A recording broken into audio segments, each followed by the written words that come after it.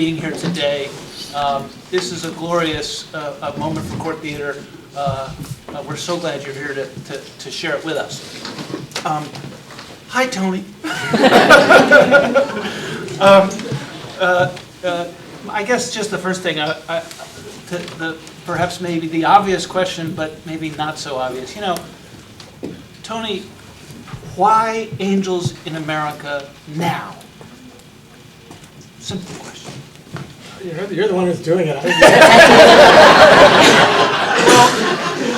I have my answer for that, of course, but just wanted to propose that question to you as the playwright. I can't answer it because I don't, why any play ever. I mean, I think it's,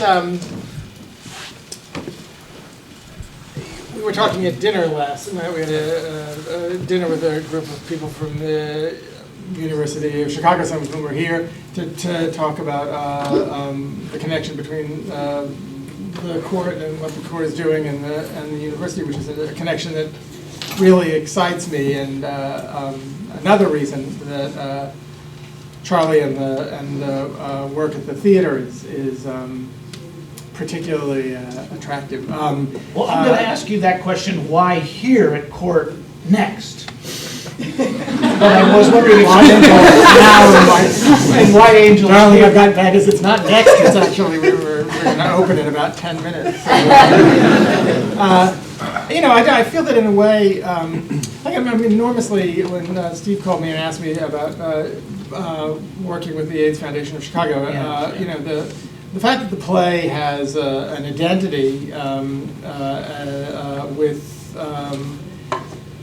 the not early days, but sort of the late early days of the epidemic, and that the arrival of the play on Broadway and so on coincided, I think, with a turning point in public consciousness, and certainly the end of a criminal level of denial about the existence of the epidemic in the United States, if not an actual genuine shouldering of the requirements that needed to really address the consequences of the epidemic nationally, or God knows, not globally. That connection means a lot to me. It feels, I felt at the time that, the play opened on Broadway in '93, I think, and it was clear that one of the things that it provided was a kind of one place. The AIDS quilt was certainly another, for a kind of collective mourning process. Everybody had been going through private levels of grief, and there were in various communities organized forms of it. But there was clearly a great need for a kind of any sort of public gathering to be with a large group of people and acknowledge that we were at that point, more than 10 years into the epidemic, and that a large percentage of a couple of generations of people have been lost, and it was a source of great pride to me that Angels kind of functioned as that. Yeah. But I've never thought of the play as a play about AIDS. I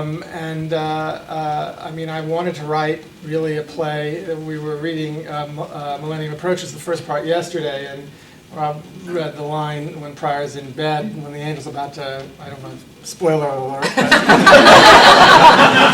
something scary is about to happen to him, and he says, "My name is Pryor and I live here and now," and the way that things do, that line jumped out at me. That was really sort of the mission that I gave myself when I started the play in 1988, was to write about being, it was my second play, and it was about, being, my first play had been set in Weimar, Germany, and so I wanted to write about being alive in the here and now and what that felt like. And so I wrote about, the biological catastrophe of the epidemic, and the political catastrophe of Reaganism, and the way in which those things, and what seemed to me the beginnings of a really terrifying transformation of the relationship between people and the planet, and the sustainability of life on the planet. So those were sort of concerns, but it really felt like my job was not to raise public awareness about the epidemic, and you know, in a way, I don't feel that my play or any play has the job of advocating for a particular group. I mean, I'm a gay man, and I'm very happy that I'm a gay man, and I've participated as to the extent that I've been an activist, as an activist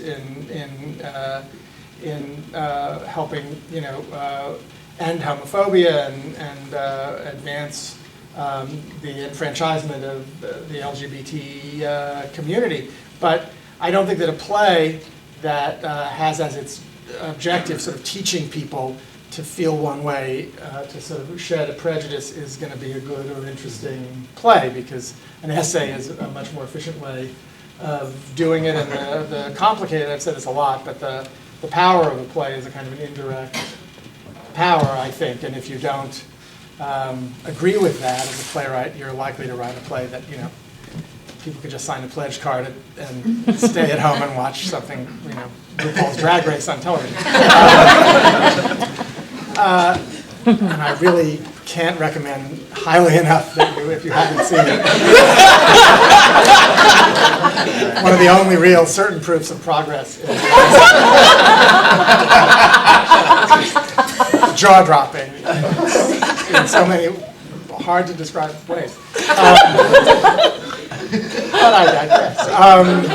So I think, you know, I mean, there are a lot of things I think that the play, we were talking about this last night, there are things in the play that feel relevant, there are things that are in the play that are sort of very sadly still relevant. I mean, neither the biological catastrophe or the political catastrophe that it described have passed from our midst. We're still struggling very much with the consequences of Reaganism.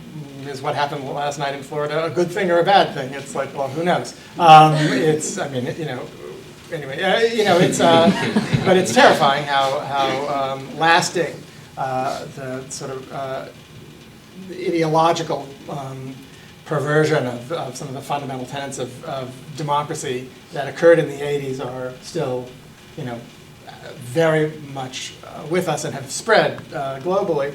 And of course, the epidemic has become a global pandemic, exponentially more terrifying than it was even when it was seemed to be located primarily in the gay community. So it's and of course ecologically things have only gotten, you know, I mean, look how nice it is outside. It's like, you have to hate this weather, and how can you hate this weather because it's so pleasant? It's kind of a grim irony, whatever, of the universe to sort of like make us all enjoy our approaching extinction.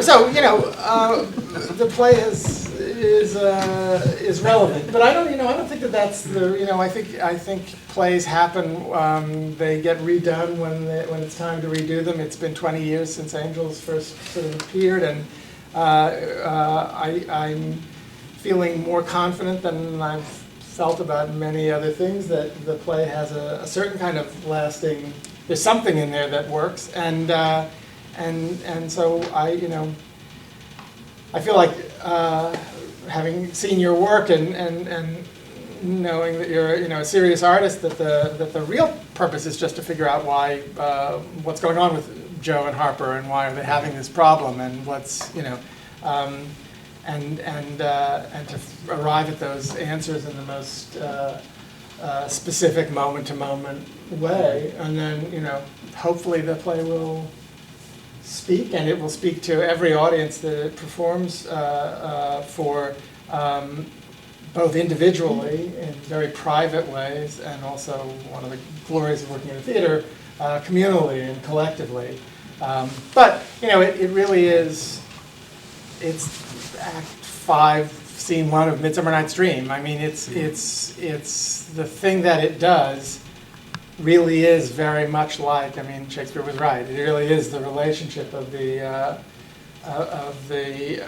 sleeper to the dream. The choice to make those connections is really not our responsibility. It's really, it's not our responsibility as much as it is the choice of the audience. Because like a sleeper, you wake up and you can remember the dream, you can forget the dream, you can understand the dream, you can be baffled by the dream, you can have to have the dream for 40 years until you understand the dream, and then you can choose to act on what the dream is, what your unconscious is very cleverly trying to set up for you. You know, in a way that's not so blunt that it'll wake you up and make you do terrible things to your family. And it's, you know, I think that it's that connection. The real question is, you know, for us, I think, is now, because we're doing it now, you know, why not?